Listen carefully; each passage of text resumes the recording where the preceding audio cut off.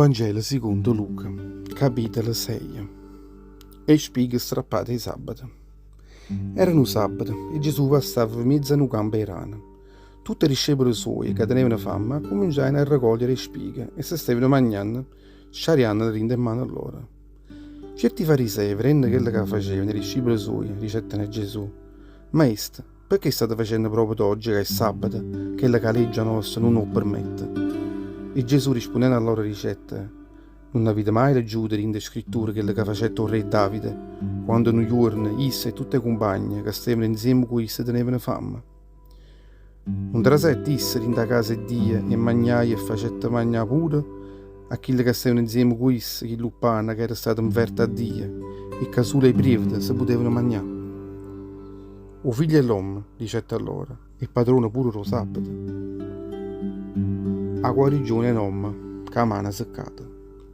Nato sabato poi succedette che è stato fatto. Gesù era trasuto con un mossore dentro una sinagoga e la gente si mettette a pregare tutta quella gente. E innanzi a essa gestiva un uomo che teneva a mano ritta, cionca. Tutti i scribi e tutti i farisei che volevano lasciare un motivo per accusare Gesù, innanzi a tutto il popolo, si mettettero lontano a tenere per vedere se Gesù faceva chi miracolo. Ma Gesù, che conosceva bene tutta l'infamità e i pensieri loro, chiamai a mezza folla chi le teneva a mano a cionca e le dicette: Susate, vieni e mettiti a mezzo vicino a me. Chi le subito si sussette e si mettette vicino a Gesù, in mezzo a tutta quella gente. Gesù guardò in faccia ognuno di loro, poi dicette a loro: Mo voglio sapere una cosa a voi. Noi o sabato avevamo fatto bene o avevamo fatto male? Avevamo salvato una vita o avevamo lasciato perdere? Poi, buttando l'occhio su in culo ognuno di loro, dicette a quell'uomo: stieni la mano tua. Subito chi le stenette a mano e all'istante la mano sua tornai sana, come a quella mano. Ma tutti chi li scribi e chi li farisei, con fela, con pomus, se ne scettano fuori e si mettettero a chiacchierare l'uno con l'altro, per vedere quello che avrebbero potuto fare a Gesù. A scegliere i 12 apostoli. In quegli giorni Gesù se ne saiette in coppa a un monte a priare e passai tutta la nottata a priare. Quando schierai i giorni, chiamai vicino a esse tutte le discepole sue e a mezzo a loro ne scegliette 12 e poi chiamai apostoli. Chi sono i nomi degli 12 apostoli? Simone, che poi chiamai pure Pietro, Andrea, che era frate suo, Giacomo, Giovanni, Filippo, Bartolomeo, Matteo, Tommaso, Giacomino, figlio di Alfeo, e Simone, che per soprannome lo chiamavano Ozelote, Giuda e Giacomo e Giuda Iscariota, che poi fu quello che lo tradette. A folla segue a Gesù. Scendette poi insieme con loro a coppa a montagna e si fermai in una schianata. In un momento si facette innanzi a essa una folla assai rossa, e tutti i discepoli suoi e tutta quella gente che era venuta là, a Giudea, alla città di Gerusalemme e tutta la riva e Tiro e Sidone, erano venuti innanzi a essa, non solo per sentire la parola di Dio, ma per essere sanati, e tutte quelle malattie che tenevano in cuore. Venivano sanate pure quelle che tenevano riavano in corpo, tutte quelle che tenevano malanne e malattie, si buttavano in cuore a essa solo per toccare, perché una forza assai potente asceva dentro il corpo suo, che sanava tutte le malattie della gente. E beatitudine. Gesù, alzando l'occhio suo in cuore a tutti i discepoli suoi, a cominciare a dire a loro: Beati a voi che siete poverelli, perché Dio vi ha chiamato a essere popolo suo. Beati a voi che mo morite di fame, perché Dio in un giorno vi sazierà.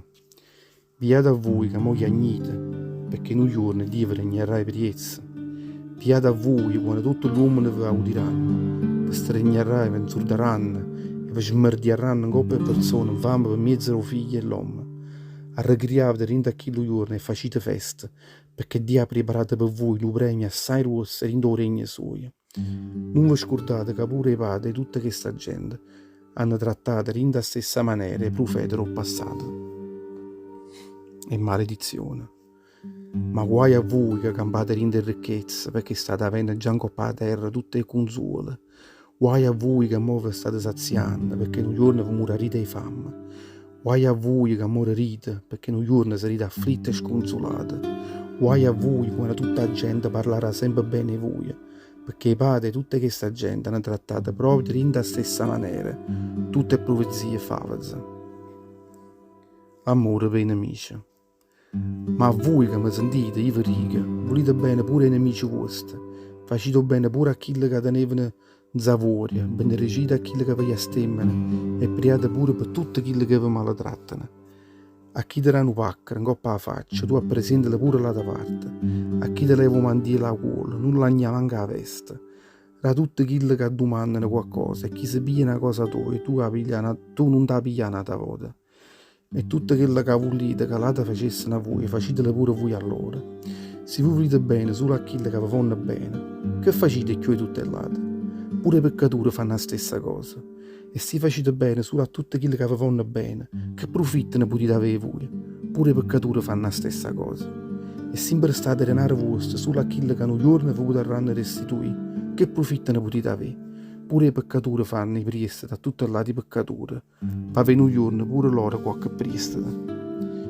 Voi invece volete bene pure a tutti i nemici vostri, facete sempre bene, imprestate denaro senza mai sperare qualcosa in cagna. Solo danno la raglia vostra sarà assai rossa, perché sarete veri figli di Dio, che è sempre buono, pure quelli che sono sconosciuti assai infame. Venitevi amore, proprio come è sempre chi ne amore o padre vostro. Non giudicate. Non giudicate mai se non volete essere giudicati a Dio. Non condannate all'altro se non volete essere condannati a Dio. Perdonate sempre se volete essere perdonati a Dio. Rate all'altro e Dio darà a voi, perché una buona misura scarpasate assai piena verrà ripagato ancora a voi, perché Dio tratterà a voi nella stessa maniera che voi vi trattate pure a tutte le altre. E condizione Rosello. Poi Gesù ricetta a loro: uno che è ciecato potrà forse portare la mano a nata che è ciecato con maïs. Non finiranno tutti e due in un fosse. Nessuno discepolo può essere più grosso del maestro suo. Se sa lasciare la lezione a buona chista, potrà essere purissimo come maestro suo. E tu, perché vai a sciare uno spruccolo che sta rindo all'occhio fratete e non mira la parra che sta rindo all'occhio tuo? Come può rigere un frate tuo? Lascia che ti levo sprucca rindo all'occhio tuo e non vira la parra che sta rindo all'occhio tuo. Come si te fava? Lieviti prima la parra che sta rindo all'occhio tuo e poi potrai levare lo spruccolo che sta rindo all'occhio fratete. Ogni albero buono porta frutto buone e ogni albero malamente porta sempre frutto malamente. Ogni albero sa riconoscere i frutti che porta. Non si possono raccogliere e fighe rinda un spezzugno e manca si può fare una pennegna rinda un rustanare. Nome buono è capace di tirare fuori tutto bene a rindo cuore suo, come se i cuori suoi fossero un tesoro a nascosto. Se invece nome non fama, a rindo cuore suo può tirare fuori solo infamità, perché a rindo la bocca sua gli escono fuori tutte quelle cose che il cuore suo è china. Perché mi chiamate Signore, Signore, quando poi non mettete in pratica tutte quelle che vi dico? Chi viene a me e sente parole mie e mette in pratica, vedi chi è chi può rassomigliare. Chi si rassomiglia a quell'uomo che volesse fravegare una casa, scavai assai in fondo e mettette veramente che la casa in coppa e prete viva. Quando venette una china acqua, l'acqua lo ciume si buttava in fuoco forza in quella che è la casa, ma non si scarrupai, perché era stata fravegata in coppa e prete viva. Chi invece sente tutte le parole mie, ma non ne mette in pratica, e suoccia chi che fravegava la casa sua in coppa a terra, senza scavare in fondo e senza i parametri. Quando ciume ascettava fuori e si buttava con violenza in quella che è la casa, che le subito si scarrupaia, io scatascia, fui assai rossa.